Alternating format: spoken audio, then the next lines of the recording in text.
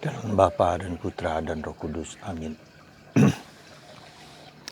Allah Bapa di surga, kami mengucap syukur dan terima kasih bahwa Engkau memberikan kepada kami tokoh-tokoh besar yang memberikan fondasi, memberikan dasar kepada gerejamu, Santo Petrus dan Santo Paulus, yang menjadi sokong guru gereja yang terpenting dari beberapa rasul lainnya, dengan ajaran-ajaran mereka yang mengagumkan. Tetapi terlebih, Engkau telah membentuknya menjadi murid Yesus yang tangguh. Bantu kami ya Bapa untuk menjadi murid-murid Yesus yang tangguh, yang kuat dalam menghadapi tantangan dan godaan di masa kini. Terpujilah nama-Mu kini dan sepanjang segala masa. Amin. Saudaraku yang terkasih dalam Kristus, pada hari raya Santo Petrus dan Paulus ini, dua tokoh gereja yang sangat berbeda karakter sifat, tetapi dijadikan satu dalam perayaan hari raya, tingkat yang tinggi di dalam perayaan gereja, liturgi gereja. Kedua-duanya mati di Roma. Petrus sekarang kita kenal dengan Santo Petrus, Basilika Santo Petrus, di mana di bawahnya ada makam Santo Petrus. Dan Santo Paulus di luar dari kota Roma ada basilika yang memang besar sekali juga, yang didedikasikan kepada Santo Paulus. Ya, kedua-duanya meninggal sebagai martir. Petrus harus disalibkan terbalik, Paulus dipenggal kepalanya sampai seperti berjatuh berkali-kali, dan di situ muncul air kehidupan.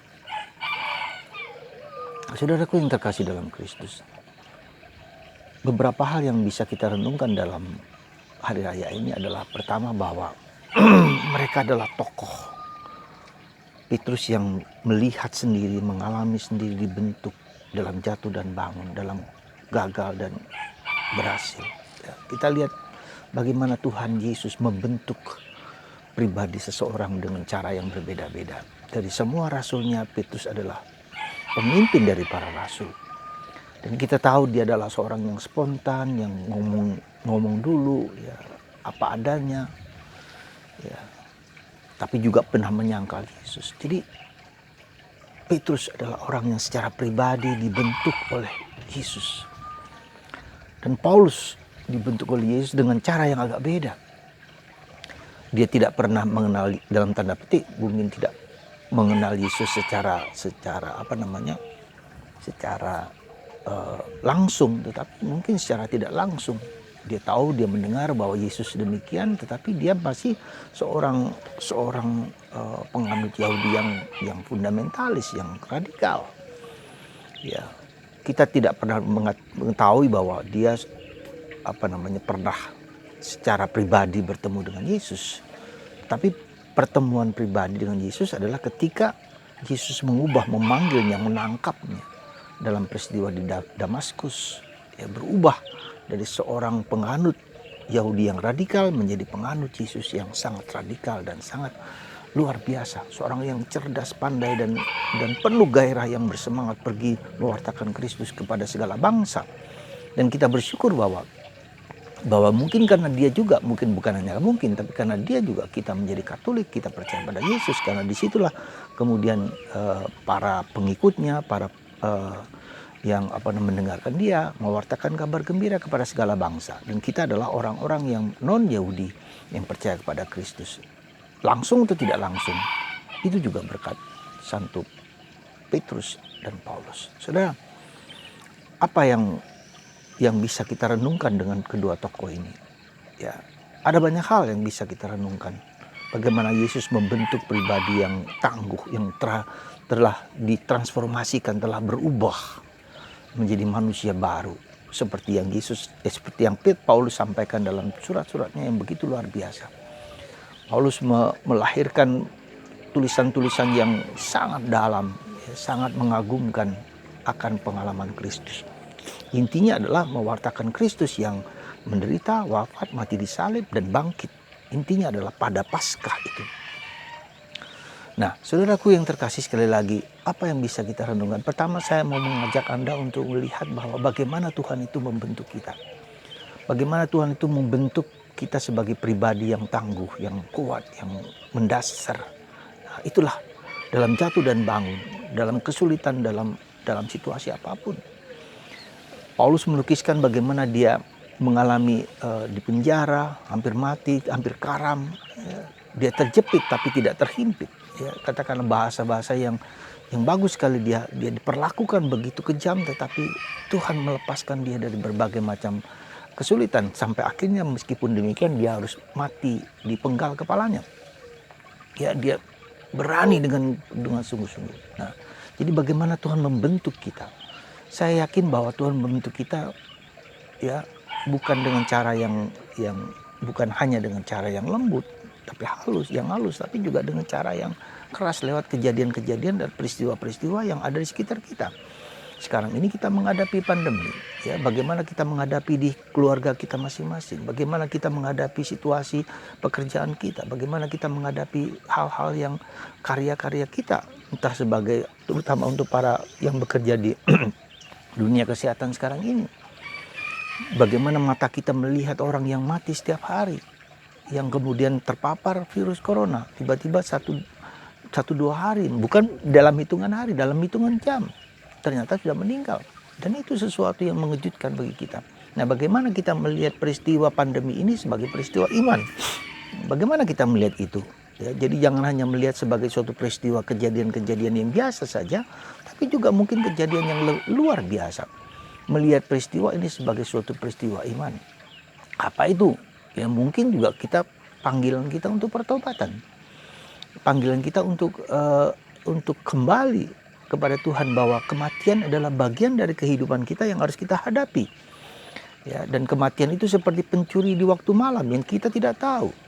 Jadi ini suatu peringatan yang mengajak kita untuk mulai berubah dengan diri kita sendiri. Sekali lagi, untuk mulai berubah dengan diri kita sendiri. Ya, kita tidak bisa mengharapkan orang lain. Ya, kita tidak bisa mengharapkan orang untuk berubah. Kita memakai prokes saja, ya itu saja betapa susahnya orang. Betapa susahnya untuk mengubah sesuatu yang lebih mendalam secara batinnya. Maka orang masuk ke dalam batinnya, seperti Tuhan itu memberikan shock kepada kita gitu loh, memberikan sesuatu yang keras gitu, sehingga orang itu mau berubah. Mungkin seperti itu juga. Ya, kalau kita dengan cara yang lembut, cara yang biasa saja, dengan berbagai macam cara yang kita lihat, mungkin orang sudah terbiasa, udahlah nggak apa-apa gitu. Tapi sekarang lebih dibuka mata batinnya dengan cara yang shocking, dengan cara yang mengejutkan, sehingga orang sungguh tergerakkah gitu, untuk berubah atau tidak. Nah, itu suatu tanda yang harus kita sadari dengan baik sebaik mungkin, karena bukan hanya nanti orang-orang yang meninggal itu, mungkin juga bahkan kita. Ya, kita tidak tahu, entah itu siapa saja sekarang ini, tak peduli, entah kaya, entah miskin, entah pastor, entah suster, entah biarawan, bisa terpapar ketika orang tidak mampu dan tidak mau berubah menghadapi situasi yang tidak mudah kita prediksi ini. Ya, ada banyak orang yang berspekulasi dengan berbagai macam hal. Ya, kita tidak peduli, de facto, kenyataan bahwa kita harus memvaksin diri, ya, ikut vaksinasi. Ya, itu sesuatu yang wajib dan kita dengarkan, kita ikuti apa yang menjadi program pemerintah yang bagus. Kalau itu memang sungguh bagus. Jadi itu sesuatu yang menurut saya, saudaraku, kita diajak untuk melihat peristiwa pandemi ini dari kacamata iman. Ya. Nah, itu yang pertama. Yang kedua, dan kita melihat sekarang kita mau apa? Kita mau bertobat. Pertobatan itu bukan hanya perubahan lahiriah, tetapi perubahan batinnya. Ya, perubahan batinnya ada dua hal yang harus membawa kita kepada sungguh-sungguh pertobatan yang sejati, adalah kerinduan kita untuk bertemu dengan Tuhan. Ya, kerinduan kita untuk berdialog dengan Tuhan. Tuhan bukan hanya abstrak yang ada di kepala kita. yang ada di dunia ritual, yang ada di dunia liturgikal. Betul, itu benar baik, tetapi Tuhan yang sungguh-sungguh saya alami dengan penuh kesadaran. Ya, ini yang seharusnya kita masuk dalam dunia itu. Kita mencoba untuk memasuki ya. Kemudian yang kedua, kita merasa bahwa segala sesuatu menjadi sementara. Apa yang kita dambakan, apa yang kita rindukan, apa yang kita nikmati, apa yang kita itu sifatnya sementara. Jadi dua hal ini sebetulnya satu, tetapi merupakan sesuatu yang dua sisi. Satu sisi bahwa kita semakin mendekat kepada Tuhan, semakin merasa rindu untuk bertemu dengan Tuhan, untuk mengalami Tuhan yang hidup dan hadir, tetapi juga merasakan bahwa segalanya menjadi tidak berarti lagi, ya, tidak berarti. Yang kita anggap dulu menjadi berharga, bernilai, yang harus kita cari, kita kejar, is nothing. Gitu. Nah, jadi semakin kita mendekat kepada Tuhan, yang lain-lain nilainya menjadi berkurang. Katakanlah seperti kata Paulus, segala sesuatu kuanggap sampah ketika aku mengenal Kristus. Ya, jadi disinilah kita melihat bahwa Kristus datang kepada kita untuk menunjukkan bahwa kematian itu sesuatu yang nyata, yang kapan saja datang, dan Yesus telah mengubahnya, memberikan pencerahan yang lebih dalam, ya. Dan itulah yang kita sebut dengan sabda Yesus yang menguatkan kita, meskipun kau mati, kamu tetap percaya padaku, bahwa engkau akan mengalami kemuliaan, ya, akan mengalami kehidupan. Nah, jadi ini sesuatu yang memberikan cakrawala ketakutan itu membuat kita menjadi tenang, menjadi redam, menjadi damai, karena kita mempunyai keyakinan, kita mempunyai fondasi, kita mempunyai dasar yang kuat. Dan itu dinyatakan dilakukan oleh Paulus dan Petrus dalam ajaran-ajarannya. Ya, tentu saja Yesus sendiri dengan kitab suci. Jadi ketika kita mendekat kepada Yesus, kita semakin percaya, kita semakin mendekat, kita semakin membaca kitab suci. Dan kita tahu dalam sejarah, lihat perjanjian lama itu bagaimana Tuhan membimbing bangsa Israel. Dan ketika bangsa Israel melakukan apa yang dia maui, menjauh dari Tuhan, maka hancur. Dan itu kita ngomong apa? Kalau kita semakin menjauh dari Tuhan, dan kita lihat apakah aku menjauh dari Tuhan, apakah orang lain menjauh dari Tuhan, apakah orang, dan itu menjauh dari Tuhan berarti dengan hidupnya, dengan perilaku, dengan tindakan yang penuh kasih atau tidak. Nah, jadi kita melihat di situ dalam perjalanan berkali-kali dalam perjanjian lama, kita melihat ketika bangsa Israel menjauh dari Tuhan, ketika bangsa Israel tidak taat kepada Tuhan, maka mereka akan dihancurkan. Meskipun dikasih hakim, kasih nabi, kasih siapa saja, akan hancur. Bahkan boleh dikatakan di antara suku-suku Israel saling berperang. Kita melihat itu. Yang ketika saya membaca, mulai melihat dari kitab Hakim-Hakim, bagaimana mereka saling berperang satu sama lain, satu suku lain dan seterusnya. Dan ini saling si iblis menggocok kita untuk saling menghancurkan satu sama lain. Dan itu juga bisa terjadi di bangsa kita. Coba kita lihat dalam masyarakat kita. Orang tidak menyatu dalam hati ketika menghadapi pandemi ini, tapi juga saling menyerang, saling menuduh, saling menghakimi, saling mengomong kata-kata yang kasar. Seperti itu kan suatu bentuk